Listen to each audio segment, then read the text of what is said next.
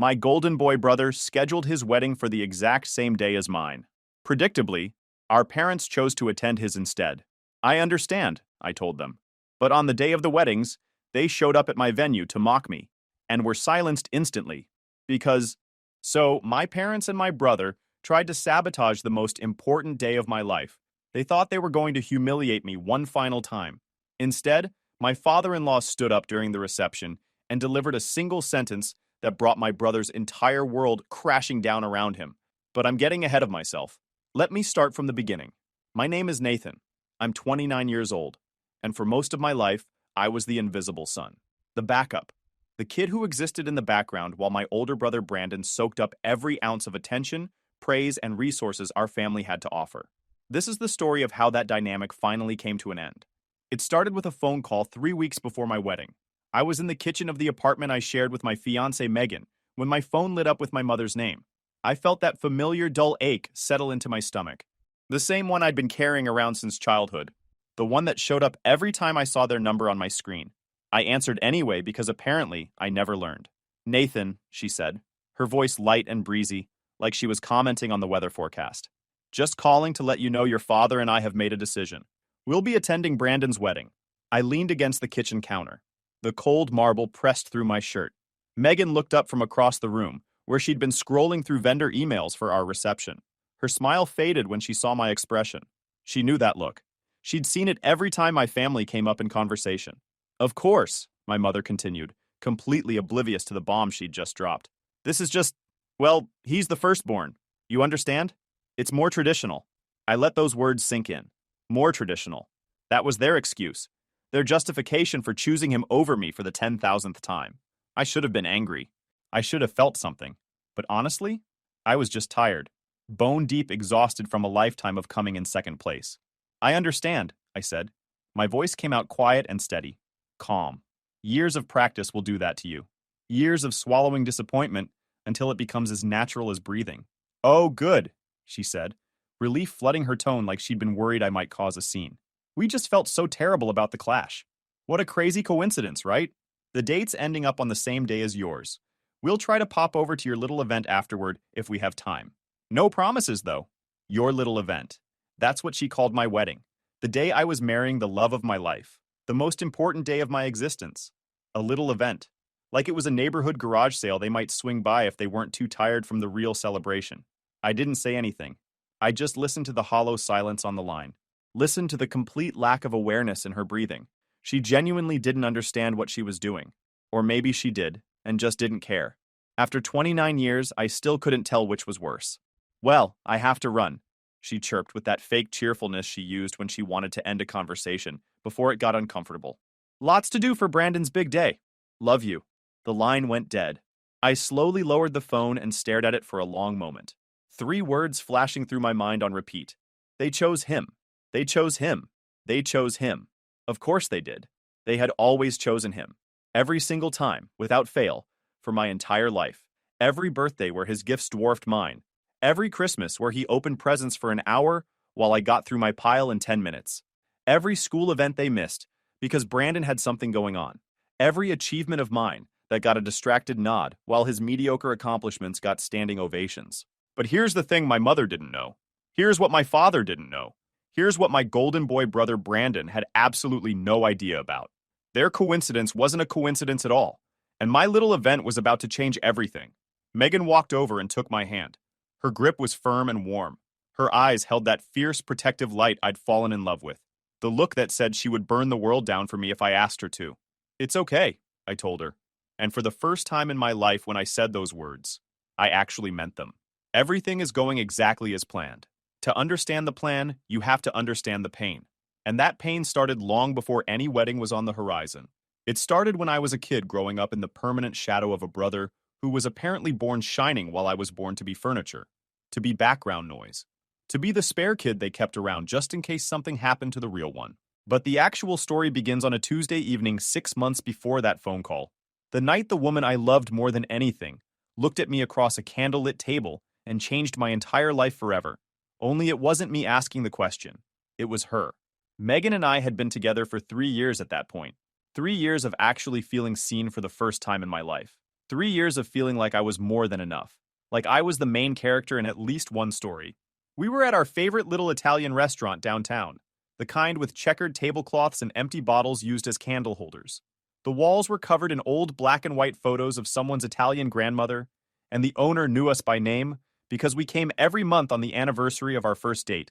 I was rambling on about some coding problem at work, probably boring her to death talking about database optimization or API integrations or whatever had been eating my brain that week. She always listened, though. That was the thing about Megan. She actually listened, even when she had no idea what I was talking about. Then she suddenly put her hand over mine, silencing me mid-sentence. "Nathan," she said, her voice soft but serious. "I love you." "I love you too," I said, my heart doing a little flip. Something about her tone felt different, heavier, more intentional. She took a deep breath. "I know things are supposed to happen a certain way. The guy is supposed to do this part. There's a whole script society wrote for these moments. But I also know you. I know you overthink everything because you're always worried you're not worthy of good things happening to you." My throat tightened. She saw right through me. She always had. From the first date when she'd asked about my family, and I'd given some vague non-answer, and she'd just nodded and said, "That bad, huh?" without pushing. She understood me in ways I didn't even understand myself. She slid her other hand into her purse and pulled out a small wooden box. Not a ring box. Something different. More personal somehow. She opened it, and inside, nestled on black velvet, was a beautiful classic watch. Silver face, leather band, elegant without being flashy. "Nathan," she said, her eyes locked on mine, "I don't want to spend my life with anyone else. Will you marry me?" Tears welled up in my eyes. Not just tears of joy, tears of this profound, overwhelming relief I didn't know I'd been waiting my whole life to feel. Someone chose me. Actively chose me. Not because they had to. Not because of obligation or blood or tradition. Because they wanted to. Someone saw all my broken pieces and didn't just accept them. She loved them. I could barely speak. I just nodded like an idiot. This huge, goofy grin spreading across my face as she slid the watch onto my wrist. It fit perfectly. Of course it did. "Yes," I finally managed to say through the lump in my throat. 1,000 times yes. The restaurant erupted in applause. Apparently everyone had been watching. The owner brought over a bottle of sparkling cider on the house and kissed both our cheeks. It was perfect. Everything about that night was perfect. The happiness was so pure and bright it almost hurt. But as we left the restaurant that night, walking hand in hand through the cool evening air, a familiar darkness started creeping in at the edges of my joy. That old, unwelcome guest that showed up every time something good happened to me. The inevitable next step. Telling our families. Telling Megan's parents was like something out of a movie. The kind of movie I used to watch as a kid and assume was pure fantasy, because surely no family actually worked like that. Her father, Mr. Mitchell, was this warm, imposing man with a handshake that could probably crush walnuts, and a laugh that filled whatever room he was in. He was the CEO of Mitchell Financial, a major investment firm he'd built from the ground up over 30 years. Started with nothing but a cheap suit and a willingness to work 18-hour days. Now he had offices in 3 cities and a reputation for integrity that money couldn't buy. But despite his success, he was the most down-to-earth person you'd ever meet. The kind of guy who knew every employee's name, who stayed late to help the cleaning staff when they were short-handed, who never forgot that he'd come from nothing. When we told him the news, he pulled me into a hug that literally lifted me off the ground. I'm not a small guy either. He just had that kind of energy. "Welcome to the family, son," he boomed, his voice cracking slightly on the last word. "I always knew you were the one for her." Her mother, a woman of incredible grace and warmth who ran a nonprofit providing scholarships to first-generation college students, kissed my cheek and told me she'd always hoped I'd be the one. "You make her laugh," Mrs. Mitchell said, holding my hands in hers. "Real laughs. The kind she had as a little girl. That's all a mother wants for her daughter." They were a real family. The kind I'd only ever read about in books or seen in movies. The kind I'd assumed were fictional, because my experience told me families didn't actually work that way. Then Mr. Mitchell clapped me on the shoulder. "Well, we'll have to meet your parents. Get everyone together for a proper celebration dinner." And just like that, the darkness I'd been pushing away came flooding back in. My parents. My brother. The thought of introducing them to this wonderful family made my stomach churn. Because here's the thing about my family. Growing up in my house was like living on a stage where my older brother Brandon was the star of every single show. The leading man. The main attraction. The reason anyone bought tickets. He was 2 years older than me, effortlessly charming, athletic in that natural way some people just are without trying. Good looking too, with the kind of face that got him out of trouble and into opportunities. He was the son, capital letters, the one they'd been waiting for. And I was just the little planet that quietly orbited around him, perpetually in his shadow, perpetually invisible, the understudy who never got to perform. Our family photo albums were a testament to this dynamic. I found them once when I was about 15, tucked away in the attic, and spent an entire afternoon looking through them. Page after page of Brandon hitting home runs in Little League, Brandon holding debate trophies, Brandon at science fairs with projects that our mom had clearly helped with, Brandon smiling between our proud parents at every milestone, and then there'd be me, in the corner of a shot somewhere, out of focus, sometimes not pictured at all. There was one entire album from a family vacation to the Grand Canyon where I appeared in exactly 2 photos, both times in the background, like I was just some random tourist who happened to photobomb their perfect family trip. I remember one Christmas when I was about 9 years old. It's the memory that always comes back first when I think about my childhood. All I wanted was this big Lego space station set. I'd circled it in the toy catalog for months, drew arrows pointing to it, left the catalog open on the kitchen counter as a hint, mentioned it approximately 3,000 times. On Christmas morning, I tore through my presents with that desperate hope kids have, but the Lego set wasn't there. Instead, I got some hand-me-down clothes that were 2 sizes too big, a book about birds that I'd never expressed any interest in, and a pack of socks. Socks. For a 9-year-old. On Christmas. Then Brandon opened his last gift, the big one that had been sitting under the tree taunting me all morning. It was the Lego space station. "We knew you'd love it, sweetie," my mother cooed at him, clapping her hands together. "You're so good at building things." He wasn't. That was the thing. Brandon had never shown the slightest interest in building anything. He'd get bored and smash whatever he was working on after 5 minutes. I was the one who would spend hours in my room patiently putting models together piece by piece. I was the one who actually wanted that set. I looked at my dad, my eyes pleading. Surely he saw the injustice. Surely he would say something. He just shrugged. "Your brother's older, Nathan. He gets first pick. You know the rules." What rules? What rules said the older kid got to take what the younger kid actually wanted? I'd never heard these rules before. They seemed to appear whenever convenient to justify whatever Brandon was getting. Brandon ripped open the box with that careless violence he approached everything with, dumped the pieces on the floor, clicked a few together randomly, not even following the instructions, got frustrated when it didn't immediately look like the picture on the box. "This is stupid," he declared after about 5 minutes, and kicked the whole pile. Plastic bricks went scattering under the sofa, behind the TV stand, everywhere. 1,000 pieces of my dreams spread across the living room floor like shrapnel. My parents didn't say anything, didn't tell him to pick them up or be more careful. They just turned on the TV and started watching whatever Christmas programming was on. Later that night, long after everyone was asleep, I crept downstairs. Spent 3 hours on my hands and knees, collecting every single piece from wherever it had landed.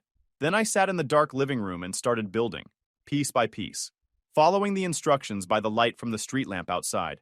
By morning, the space station was complete. When Brandon saw it, he immediately claimed he'd finished it himself. "Told you I could do it," he said smugly. My parents praised his genius, his persistence, his talent. I never said a word. That was my role. The silent, invisible stagehand in the grand production of Brandon's perfect life. The guy who did the work so the star could take the credit. That pattern continued through our entire childhood and into our adult years. It never stopped. It never even slowed down. Brandon was the popular jock, the life of every party, the guy everyone wanted to know. I was the quiet, nerdy kid who got straight A's, stayed out of trouble, and was invisible anyway. You'd think academic success would be something my parents would be proud of. You'd think bringing home report cards covered in A's would merit some recognition. Wrong. To them, my good grades were just weird. Another way I failed to be more like Brandon. Another sign that something was wrong with me. "Don't be a show-off, Nathan," my father would say whenever I brought home a perfect report card. "Nobody likes a know-it-all. You need to be more social like your brother." Meanwhile, Brandon would scrape by with C's and D's, and they'd throw him a party for not failing. When he passed algebra on his 3rd attempt, they took him out for a steak dinner. When I got a perfect score on the SATs, they forgot to pick me up from the testing center, and I had to walk 3 miles home. When I got accepted to my dream university on an academic scholarship, full ride, one of the most prestigious programs in the country, my parents' reaction was a distracted, "That's nice." My mom was on the phone with Brandon's basketball coach at the time, discussing his potential for a sports scholarship that never materialized. They didn't come to my high school graduation because Brandon had a basketball game that same day. A regular season game. Not playoffs, not championships, just a random Tuesday game against a team they'd already beaten twice that year. It meant absolutely nothing. But they went to that instead of watching me graduate valedictorian. When I graduated from college with honors, working part-time jobs the entire way through to support myself, because my parents had mysteriously not a cent for my education fund, they didn't attend that ceremony either. Brandon was going through a difficult time and needed their emotional support. His difficult time was a breakup with a girl he'd been dating for 3 weeks, a girl whose name he couldn't even remember a month later. Meanwhile, Brandon coasted through a state school on their dime, changing his major 4 times, taking 6 years to graduate with a communications degree and a GPA that barely qualified as passing. They paid for every cent of it: his tuition, his housing, his meal plan, his spending money. When he crashed his car junior year, they bought him a new one. Their investment in him never wavered. Their neglect of me never changed. So when Mr. Mitchell asked about meeting my parents, all those memories came rushing back. Every ignored achievement, every stolen moment, every time I was passed over so Brandon could shine, every Christmas, every birthday, every milestone where I was an afterthought at best. But I smiled and told him we'd arrange something, because at that point I still had hope. Stupid, naive, embarrassing hope that maybe, just maybe, my engagement would finally be the thing that made my parents see me, finally be the achievement big enough to matter. The dinner was a disaster from the moment it started. I should have known. I should have called it off. But hope is a disease that's hard to cure. My parents showed up 20 minutes late. No apology. No explanation. Just strolled in like the world operated on their schedule. They spent the first half of the meal talking about Brandon, his new job at some sales firm, his amazing apartment, his busy social life, his recent vacation, his potential for a big promotion. Mr. and Mrs. Mitchell listened politely, but I could see the confusion in their eyes. This was supposed to be a dinner celebrating their daughter's engagement to me. Why were we talking about my brother? Why hadn't anyone asked a single question about the wedding? About our plans? About anything relating to why we were supposedly gathered? Then my mother dropped the bomb, casually, like she was mentioning the weather. "Oh, and Brandon just got engaged too," she announced, beaming. "To the most wonderful girl, Sophia. Her father owns a chain of car dealerships. Very successful family, very impressive." Mrs. Mitchell smiled graciously. "How lovely. When's the wedding?" My mother's eyes sparkled with that look she got when talking about Brandon's accomplishments. "They're thinking June 15th. It's going to be beautiful. A golf club venue. Very elegant." The table went silent. Megan's hand found mine under the tablecloth and squeezed hard enough to leave marks. June 15th. That was our date. The date we'd chosen 3 months ago. The date we'd already sent save the dates for. The date that was on every piece of wedding planning material spread across our apartment. "That's our wedding date," I said quietly.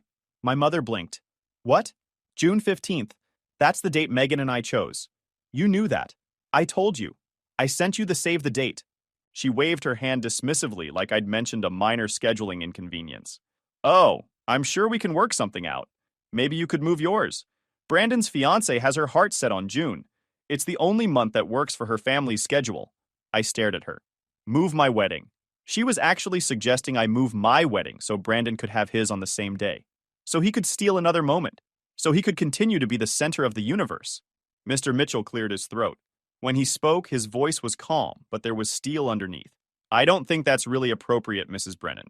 Nathan and Megan have had this date locked in for months. Deposits have been paid. Vendors have been booked. Guests have made travel arrangements." My father jumped in with that condescending smile he used when he thought he was being reasonable, but was actually being insufferable. "With all due respect, our family has certain traditions. Brandon is the eldest. It's only right that his wedding takes priority. I'm sure your vendors would understand." The audacity was breathtaking. They were sitting at a table with people who actually loved and respected me, people who had welcomed me into their family with open arms, and they were casually suggesting I rearrange my entire wedding so their favorite son could have his moment. Megan's father handled it with more grace than I ever could have.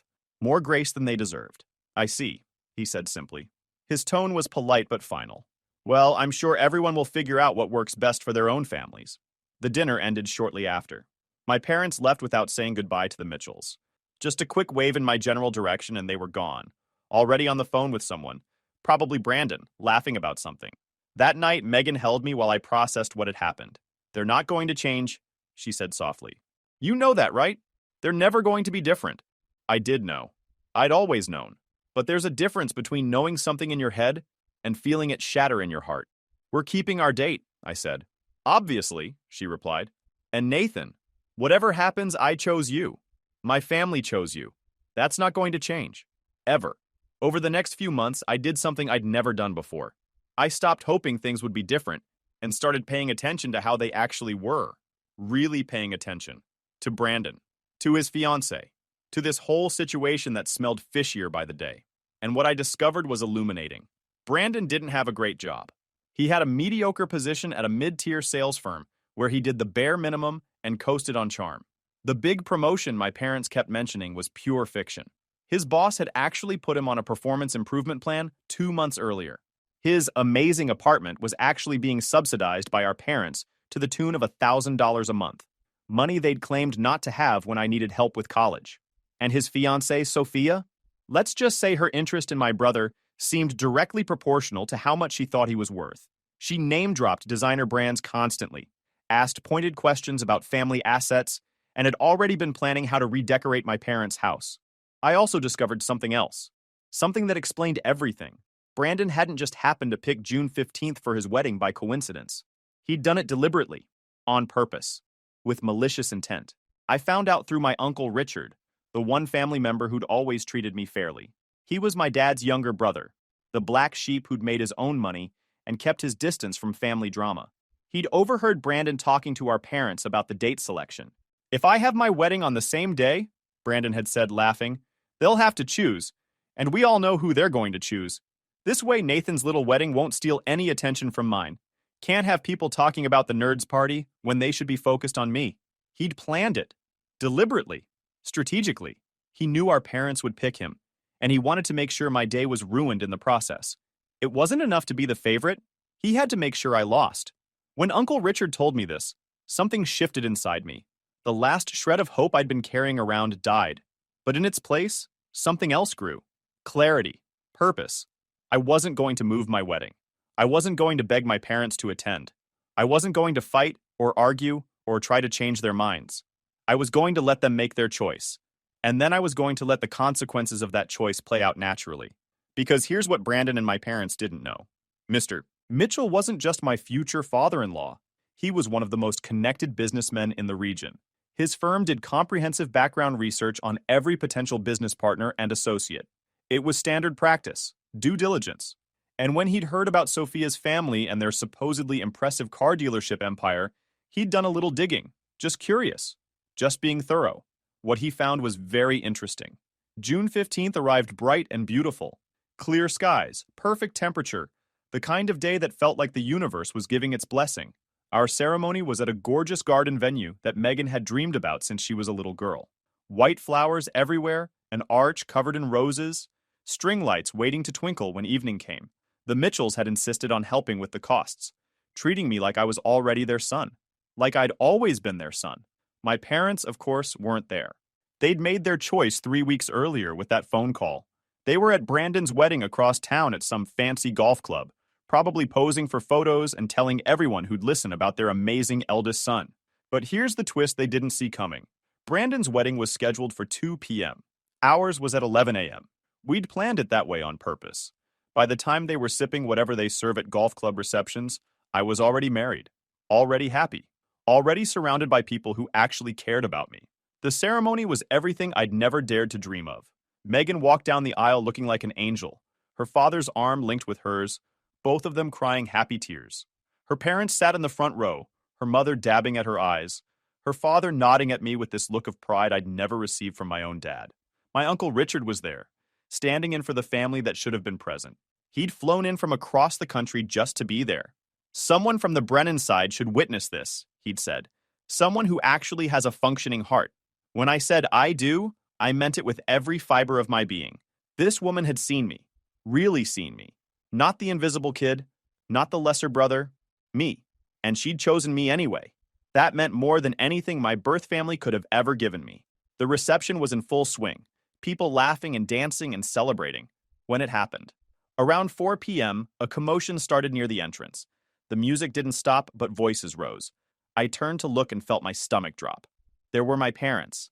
My mother in an ostentatious dress clearly chosen to outshine everyone.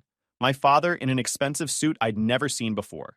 And behind them, Brandon and Sophia, still in their wedding attire. The bride's dress probably cost more than my car. They hadn't come to celebrate with me. They hadn't come to apologize or make amends. The expressions on their faces made their purpose crystal clear. They'd come to gloat. My mother spotted me and made a beeline over, that smug smile on her face that I knew so well. The smile that always preceded something cruel, dressed up as concern. "Oh, Nathan, what a cute little party," she said, loud enough for nearby guests to hear. Her voice dripped with condescension. "We just came from Brandon's wedding. It was absolutely magnificent. The golf club, the flowers, the four-course meal. You should have seen it. Everyone who matters was there. The mayor, business leaders, important people." Brandon sauntered up behind her, Sophia clinging to his arm like a trophy. "Yeah, bro, sorry you missed it. Family obligations and all. Had to be with the real celebration. But hey, at least you had this, whatever this is. It's very quaint." Sophia giggled. "Is this one of those backyard receptions? How sweet. Very DIY. They'd come to humiliate me. On my wedding day, in front of my wife's family. They'd actually left their own reception early just to come here and rub my face in their choice. They actually thought this would break me." I saw Megan start to move toward us, protective fire in her eyes. I saw her mother rising from her seat, face flushed with anger. But before anyone could say anything, Mr. Mitchell stood up. "Excuse me," he said, his voice carrying across the reception. Not loud, not aggressive, just impossible to ignore. "I don't believe we've been properly introduced." My parents turned. My mother's eyes went wide when she recognized him. She knew exactly who Robert Mitchell was. Everyone in the business community did. His reputation preceded him by about a mile. "Mr. Mitchell," she stammered, suddenly trying to recalibrate her approach. "What a pleasure. I'm Nathan's mother, and this is my eldest son Brandon and his new bride Sophia." Mr. Mitchell smiled. It wasn't a warm smile. "Ah, yes, Brandon. I've heard quite a bit about you." He turned to Sophia. "And you must be Frank Giordano's daughter. Your father owns Giordano Motors, correct?" Sophia preened, tossing her hair. "That's right. The biggest dealership chain in the tri-state area. Daddy's very successful." Mr. Mitchell nodded thoughtfully. "Interesting, because I had my research team look into Giordano Motors when I heard about your engagement to Nathan's brother. Standard due diligence, old habit from the finance world, and what they found was quite illuminating." The color started draining from Sophia's face. "Your father's dealerships aren't just struggling. They're hemorrhaging money. Massive losses every quarter. He's been hiding debts from investors, rolling negative equity into new loans, running what amounts to a financial shell game that would make Bernie Madoff nervous. My analysts estimate he's about 18 months from complete insolvency. Maybe less." The reception had gone dead silent. Every single guest was watching. Even the band had stopped playing. Mr. Mitchell continued, his tone almost conversational, like he was discussing the weather. "It appears Miss Giordano here wasn't marrying for love.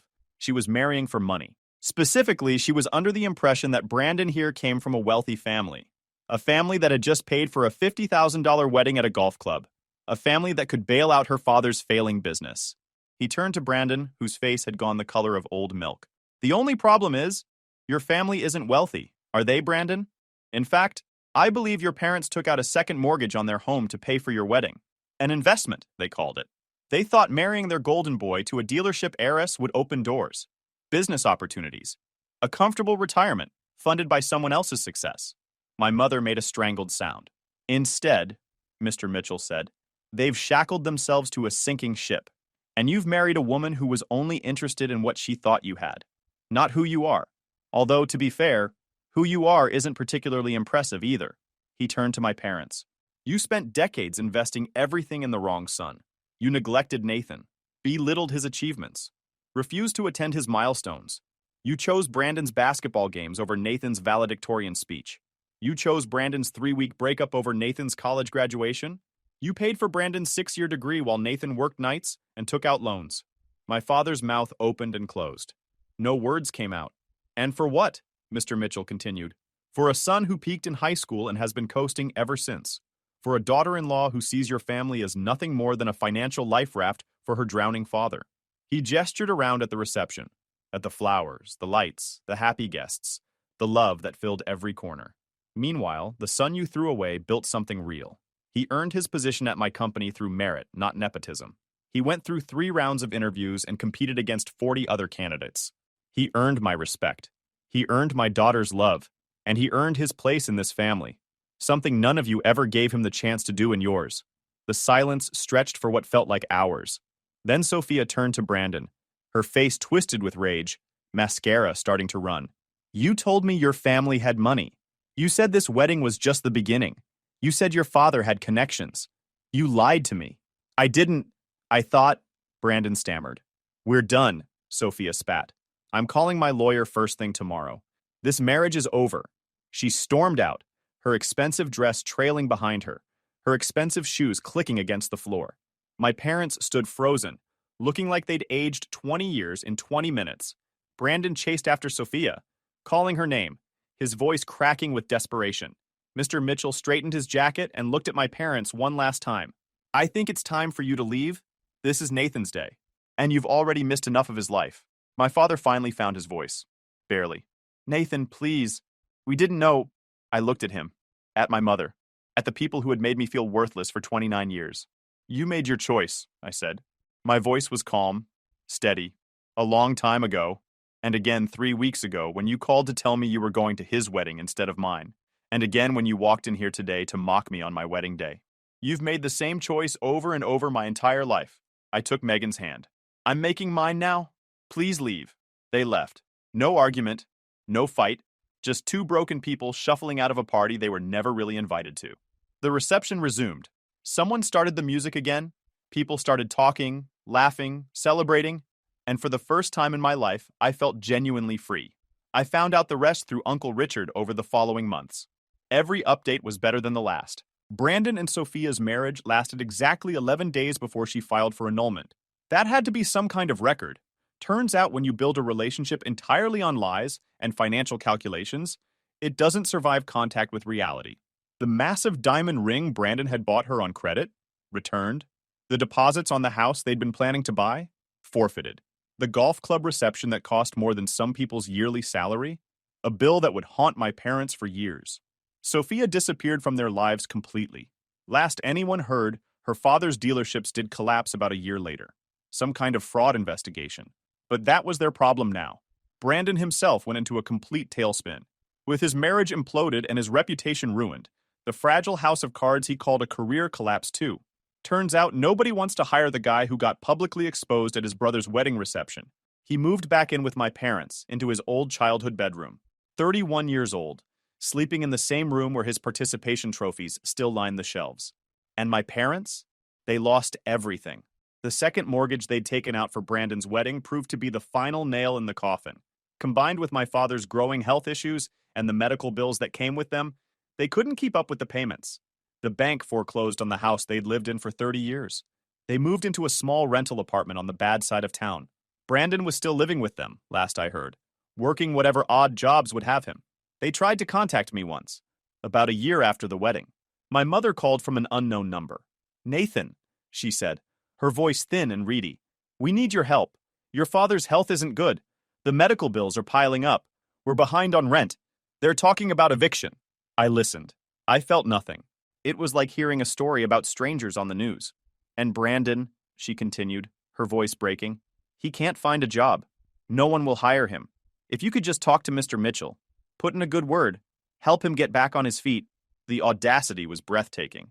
After everything they'd done, after decades of neglect, after trying to sabotage my wedding, they wanted me to use the connections they'd mocked me for to save the son they'd chosen over me. I let the silence stretch out. Let it get uncomfortable. No, I said finally. What? No. I won't talk to Robert. I won't give you money. The choices you made, the investment you placed in Brandon, those are your burdens to bear now. You made your bed. I heard a strangled sob on the line, but I wasn't finished.